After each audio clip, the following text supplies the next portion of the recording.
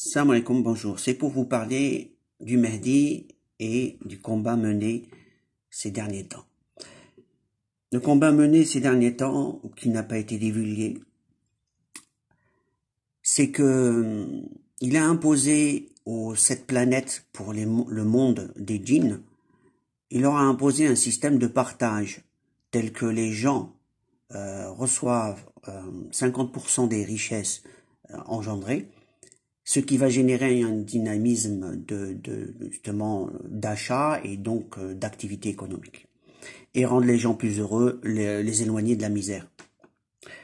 C'était imposé, puisque la main prise des pouvoirs en place était costaud. Ceci a été fait par la grâce d'Allah, puisque un champ de force oscillant les a emprisonnés. Et de chaque planète, généralement, ils étaient connectés, multiconnectés. Il les a isolés d'une grande partie d'ennemis, ce qui fait que ils n'avaient pas le choix ils avaient moins d'attaques, et puis ils n'avaient pas le choix, car le Mahdi leur a pas laissé le choix aux dirigeants. C'était la capitulation ou des sanctions. Et les sanctions étaient graves, pour pas rentrer dans les détails, même très grave. Donc en conclusion, la population a retrouvé, ça fait quelques jours, un bien-être, puisque le premier jour, ils ont reçu un jour d'avant de gain, et d'après ce qu'ils m'ont dit, c'est 100 fois leur SMIG en un jour. Alors imaginez la somme que c'est énorme. En conclusion, ce modèle n'a pas été voulu par tout le monde, parce que certains riches qui ont le pouvoir, ça les intéresse pas.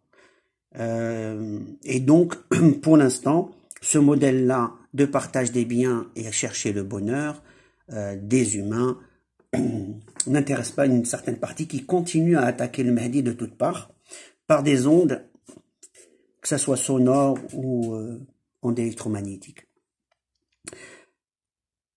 Maintenant, pour la partie du ciel. La partie du ciel aussi, parce qu'ils vivent pas seulement dans les planètes, ils ont comme une sorte de soucoupe volante, nous on appelle ça, mais disons c'est des systèmes géostationnaires de grande envergure où les populations peuvent vivre, et ils produisent même leur propre nourriture. Maintenant on le voit bien avec la botanique, les systèmes autogérés. Donc ils ont un système très performant pour produire, de production alimentaire, et ils le produisent dans l'espace. Donc ils n'ont aucun problème de survie ou de vie dans l'espace. Ceux qui, eux, ils avaient des partages avec la Terre, avec chaque dimension, et là, les portes sont fermées pendant un mois sur la première planète qui, elle, donne accès, justement, et elle est fermée par un champ de force. Ce champ de force, c'est un système oscillant qui empêche justement le passage de véhicules. Ceci, c'était pour une partie de véhicules, mais faut savoir autre chose. Je vais vous parler d'une certaine forme de technologie des plus puissantes de ce monde. Leur technologie, c'est vraiment comme dans les films. Nous, on a vu des films où on pouvait se téléporter. La téléportation, elle est multiple. C'est-à-dire qu'ils ont trouvé le moyen de se déplacer dans un espace-temps, d'un espace à un autre, ce qui fait qu'on a l'impression que l'espace il forme comme un cône, c'est-à-dire qu'en fait il est tourbillon, voilà, il est tourbillon. C'est comme si la matière s'écoulait, c'est un allongement, et pourtant il ne meurt pas. Et ils font ça pas seulement pour la marchandise, même pour ces gens-là, comme je voulais dire, les puissants de ce monde. Ils sont insaisissables parce que quand une personne veut les attaquer, ils sont en particules, on va dire. Ils sont là, mais étalés dans une dimension, on peut pas les atteindre directement. Pour éviter justement les attaques du Mahdi, ils utilisent cette technique. Le Mahdi a utilisé ensuite une autre technique qui est l'espace-temps, découpage d'espace-temps, et de façon à le répartir pour pas qu'il se reconstitue. L'objectif, c'était, puisque ceux qui l'attaquent, ils avaient cette technique, et donc c'est comme si on voulait attraper une poussière, c'était pas évident. Donc bon, la parenthèse sur les techniques, ce que Allah a donné au Mahdi, c'est pour le monde parallèle actuellement. C'est des champs de force, laser, feu. Je donne quelques détails, mais bon, c'est surtout pour ceux qui l'attaquent et ne laissent pas faire la mission. Il est attaqué 24 sur 24, même quand il dort, à être épuisé. Il est seul, côté humain et djinn, il est seul dans le sens de son combat. Il a l'aide d'Allah, donc il n'est pas seul. Quand je dis il est seul, c'est côté humain ou djinn. Pour le côté humain, certains on dit que c'est bien lui, ils sont très minoritaires. La plupart, c'est un folklore et ils croient à des choses qui vont pas arriver puisque les choses sont dépassées. Ça devait se passer d'une certaine façon qui n'est pas arrivé puisque tout le monde est absent.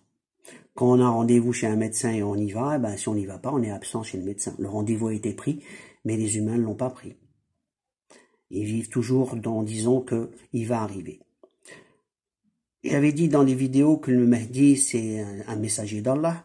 Allah dit dans le Coran, après chaque prophète avec un livre il vient avec un livre, donc il reçoit le prophète un livre. Après le livre, il y a un messager qui va venir pour justement soutenir ce livre. Or le Coran c'est le dernier livre qui est arrivé, le prophète est bien arrivé, et le messager c'est le Mahdi qui lui confirme le Coran. C'est un confirmateur. Donc le Mahdi est venu, on sait qu'on est dans la fin des temps, tout le monde le voit, c'est perceptible, mais tout le monde dort, et chacun dit sauf qui peut. À se retrouver tout seul, et à un certain moment, on arrive à la fin, c'est-à-dire l'aide d'Allah directement par rapport à la mission du Mahdi. Donc la mission actuellement, c'est le monde parallèle et remettre de l'ordre dedans.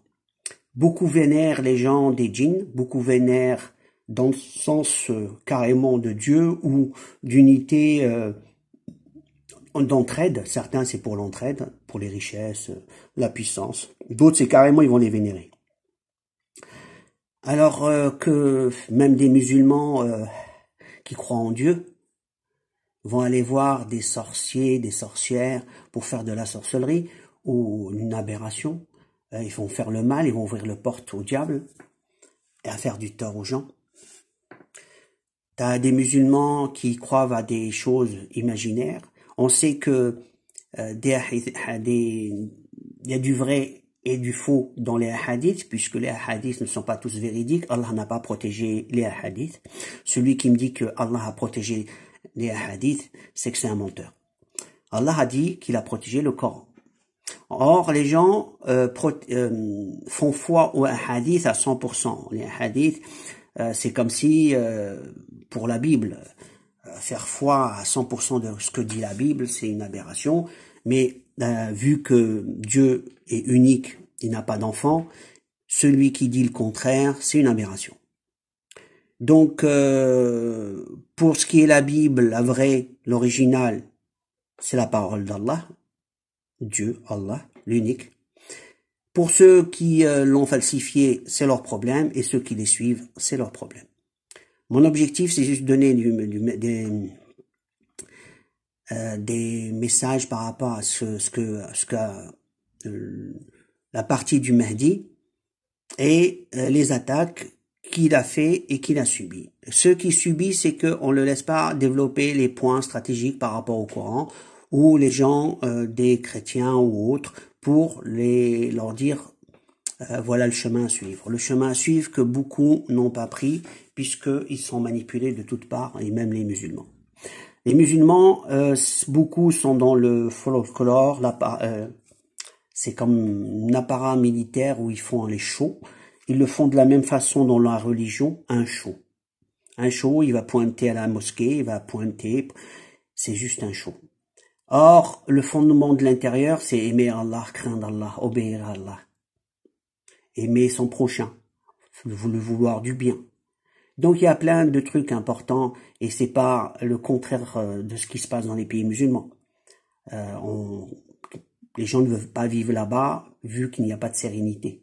Or, c'est les gens, le peuple qui fait cette sérénité. Tu rentres à l'hôpital, t'es pas serein, t'as peur, tu vas dans les structures étatiques et ainsi de suite. Donc en conclusion, un mal-être terrible dans les pays musulmans, à quelques exceptions, je ne vais pas généraliser à 100%. Et donc, quand on voit certains pays qui ne sont pas musulmans, on a un bien-être de vivre là-bas, de quoi se sentir en sécurité ou sortir, et c'est agréable. C'est agréable de vivre dans un endroit où on se sent en sécurité. Certains, beaucoup d'imams, ils rabâchent, ils répètent les mêmes phrases, faire le bien. Faire le bien, oui, il le répète. Mais les conditions d'avoir à faire le bien, de structurer comme avant une population, faire des hommes qui travaillent, des hommes qui en veulent. Et c'est toujours les mêmes phrases qui se répètent. On n'a même pas envie de les écouter. Personnellement, j'ai même plus envie d'écouter des imams. Toujours le même discours, ce que Dieu a dit, les interdits, les autorisations. On va donner un exemple. L'autorisation, on va dire que le péché, un des péchés, par exemple, d'avoir un rapport avec une femme qui n'est pas la tienne. Mais ils ont tout fait pour que ça arrive, puisque avoir un rapport avec une femme, c'est une nécessité corporelle et une interdiction de le faire avec n'importe qui. Il faut le faire avec sa femme, et d'une façon bien déterminée. Le problème, c'est que l'interdit, c'est qu'il faut avoir pratiquement des richesses dans les pays arabes ou musulmans pour pouvoir prétendre avoir un foyer, se marier, avoir un travail. C'est un luxe. Beaucoup ne peuvent pas, à l'âge de 40 ans, prétendre demander la main d'une femme puisqu'il faut l'autorisation familiale ou des moyens. Ce qui fait que ces moyens n'y sont pas, les gens se retrouvent à aller dans le péché, leur seul moyen de subsistance, d'un équilibre d'ordre sexuel. Le problème, c'est qu'ils ont fait du sexe un interdit. Or, l'interdit, il n'est pas c'est de la façon de le faire. Il faut le faire avec sa partenaire, sa femme. Ils ont fait un système pourri tel que on va tous dans le sens vers le mur de l'interdit. Puisque la seule façon de manger, c'est de manger la pomme interdite, le fruit interdit. L'autre, le halal, il t'empêche de l'avoir, puisqu'il te rend pauvre. Et ceux qui sont dans les mosquées, tu dis, faut être patient. Attends que Dieu te donne. Pendant que les ennemis de Dieu t'ont tout enlevé. Jusqu'à la santé. Comment je pourrais voir un imam qui me dit, il faut être patient? Je lui dirais oui. Et j'ai envie de lui dire, j'espère que dans ton cœur, tu le dis d'une certaine naïveté. Parce que dans l'autre cas, attends-toi à l'enfer. J'ai vu beaucoup d'hypocrites en politique qui sont damnés par le Mahdi. Et beaucoup ont été damnés, il n'y a pas très longtemps, d'une marque rouge. L'étoile rouge. Ils sont au bon moment, ce que ça veut dire. Le repenti peut et encore, tant que la porte n'est pas fermée, car à un certain moment, c'est le jugement sur terre. Le Mahdi, c'est un juge. C'est un juge sur terre. Quoi qu'on dise, il est juge de la part d'Allah.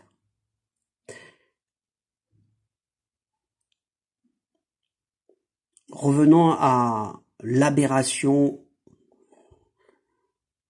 Comment on peut juger une personne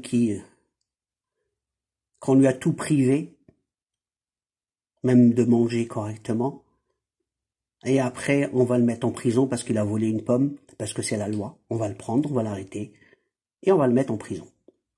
Pendant qu'on lui a donné ni travail, ni charité, ni rien, c'est marche ou crève. Une société pourrie comme ça, c'est pas la personne qu'on met en prison ou qu'on sanctionne, et tout le monde le sait, et on le trouve logique. Voilà les aberrations d'une société dans laquelle on vit. Et beaucoup de pays musulmans, c'est la misère. Je dis pas c'est pour tout le monde la misère, bien sûr. C'est pour une partie de la population. Il y a d'autres qui s'en tirent bien pour eux, et c'est tant mieux. Mais je parle des déshérités, ceux qui n'ont rien. Je vois certains qui parlent sur les femmes. Regarde, elle l'a fait, elle est habillée de cette façon, et ainsi de suite. Ils oublient de voir leur langue, de ce qu'ils disent, et des méfaits de leur comportement et de leurs vices. Ils savent qu'il ne faut pas dire les choses que le mois de carême, un mois. Ils se préservent pour avoir l'acceptation de la part d'Allah d'un jeûne. Il y a 11 mois, ils ont la langue fourchue d'un serpent. Ils espèrent ensuite rentrer au paradis. On est dans un chemin, on va d'un pas à l'avant, un pas en arrière, selon le bien ou le mal qu'on fait. D'un côté, on va vers le paradis, direction Allah. De l'autre côté, direction des sanctions. C'est la direction de l'enfer. Ceux qui suivent les péchés, ils les suivent, ils cherchent le pardon et ils se battent. C'est déjà pas mal, ils se battent. Et que ceux qui parlent sur eux, priez pour eux au lieu de les critiquer. Cherchez le bon comportement et l'entraide. Et évitez l'hypocrisie. C'est l'hypocrisie qui est la pire, pour ce qui me concerne, des mâles que je connaisse. Les hypocrites. Donc maintenant, revenons au Mahdi.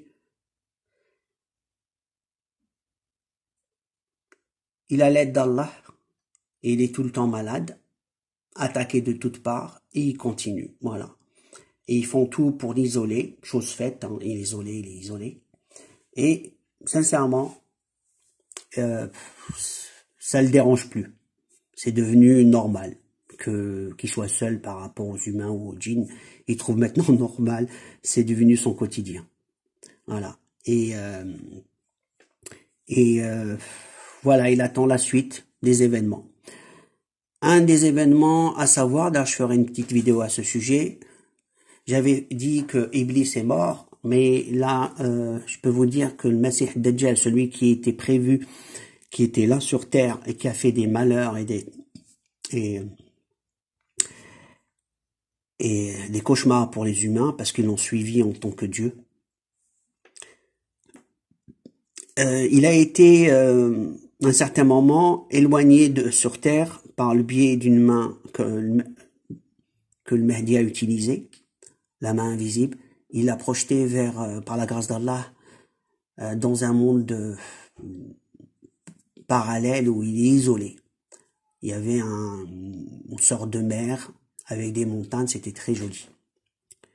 Et ils attendaient son retour. Il a dit à ses soldats qu'il en avait pour 1 an. Et le problème qui se pose, c'est que le Mahdi, il n'a pas fait la mission comme il se devait, puisque tout le monde était bloqué. Une mission avec les humains, entre autres, chose qui n'a pas été faite.